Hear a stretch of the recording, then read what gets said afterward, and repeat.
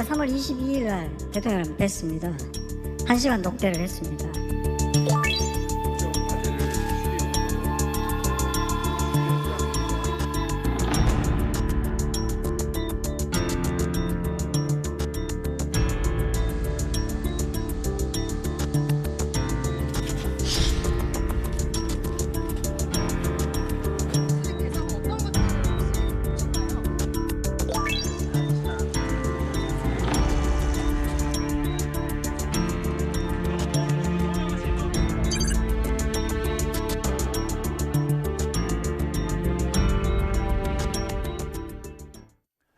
네, 오늘 오전에 내란 특검팀이 한덕수 전 국무총리에 대한 강제 수사에 착수했습니다. 이 특검팀은 한 전 총리의 자택 등 3곳을 전격 압수수색했고요.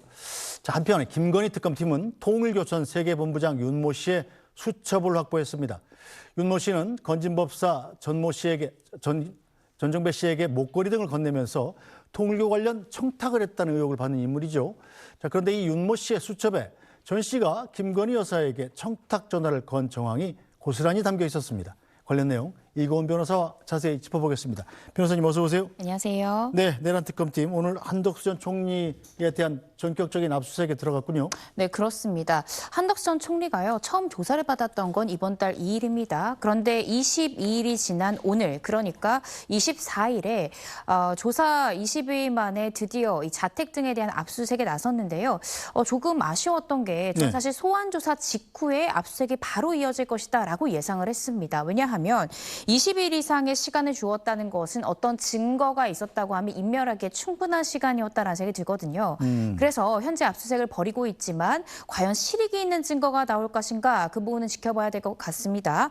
한 총리 같은 경우에 받는 혐의 크게 2가지로 요약을 해볼 수 있는데요. 일단은 이 탄핵 심판 과정에서의 위증 혐의를 현재 받고 있고 두 번째는 이 비상계엄, 이 내란 관련해서 가담하거나 동조한 혐의가 있는지 등에 대해서 수사 선상에 올라 있는데 오늘 압수수색을 통해서 확보된 물증 등을 토대로 아마 조만간 한 전 총리에 대해서 한 차례 더 소환 조사를 하고 신병 처리까지 아마 가능성을 염두에 두지 않을까라는 생각이 듭니다. 자, 내란 특검팀이 그럼 이번 압수수색으로 확보하려는 핵심적인 증거는 뭐가 있을까요? 현재 이 내란 특검팀에서는요, 구체적인 죄명이나 어떤 혐의를 압수수색하고 있다라는 구체적인 이야기하고 있지 않습니다. 아마 이 부분은 이런 압수수색 이후에 한 전 총리를 아마 소환을 할 것인데 이런 부분들이 미리 언론에 가다 보면은 이 조사 사항에 기밀이 누설될 수 있다라는 점을 염려하는 것 같고요. 또 이 윤석열 전 대통령 구속영장 때도 이 변호인들이 영장 기재 내용을 유포한 부분에 대해서 내란 특검팀 굉장히 예민하게 반응했습니다. 따라서 이번 한 전 총리에 대한 압수수색의 내용도 상세한 내용은 지금 설명하고 있지 않은데요.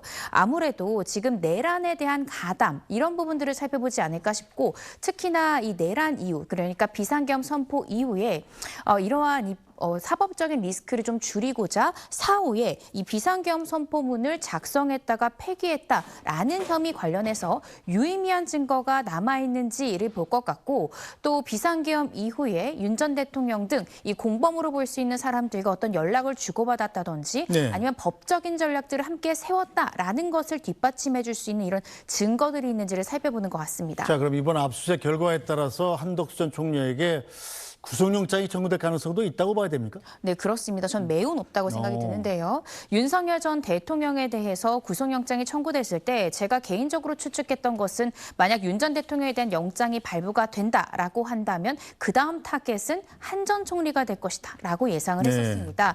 한 전 총리에 대해서 구속영장 청구 수순으로 나아갈 가능성이 매우 높기 때문에 지금 압수수색까지 벌이는 것이고요.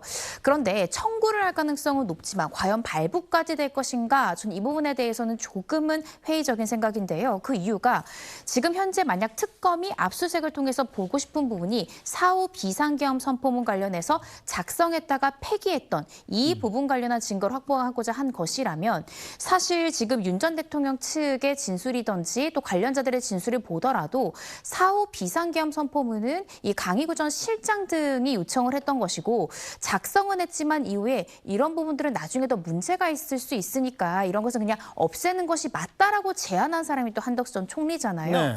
그렇다라고 생각을 해보면 실질적으로 영장은 청구가 되겠지만 발부까지 될 것이냐.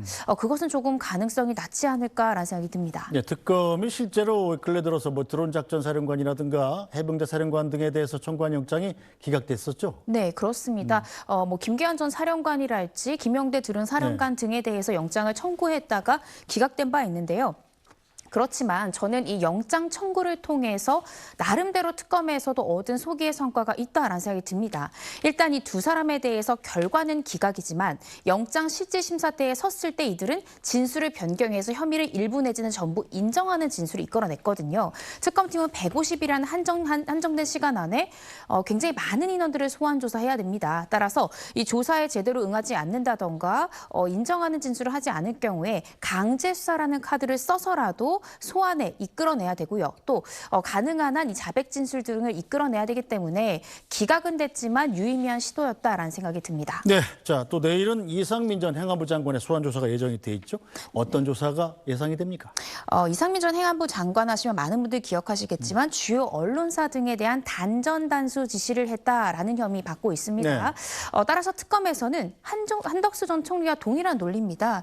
이 부분에 대해서 이 비상계엄 선포 직전에 있었던 회의 상황, 또 이 단전단수 지시에 관한 쪽지 등에 대해서 본 적이 있느냐라는 헌재 이 탄핵 심판 과정에서의 증언, 네. 이런 것들이 위증이다라고 보고 있는 것이고요. 또한 이 비상계엄 선포 당시에 단전단수를 이 소방청장 등에게 했던 것도 이러한 내란의 중요 임무에 종사했던 것이 아니야라는 것을 의심하고 있는 것입니다.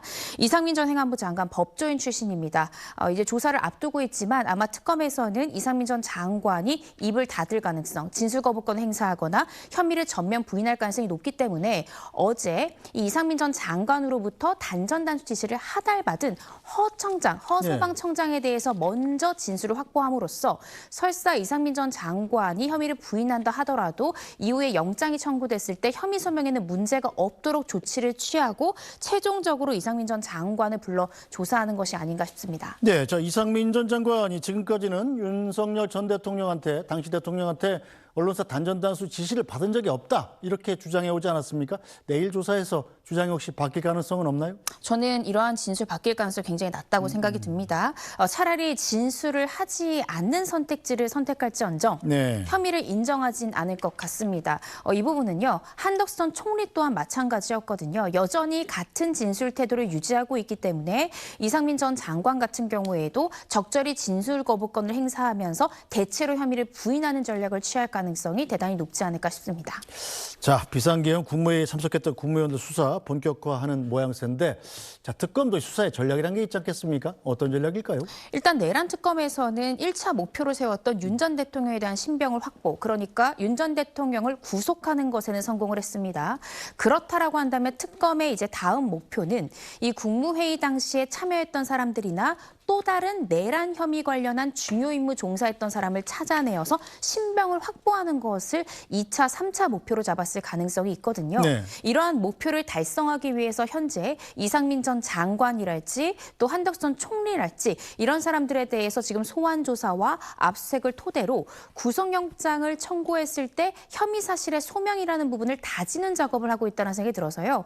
계속해서 영장 청구 범위를 확대하지 않을까라는 생각이 듭니다. 네,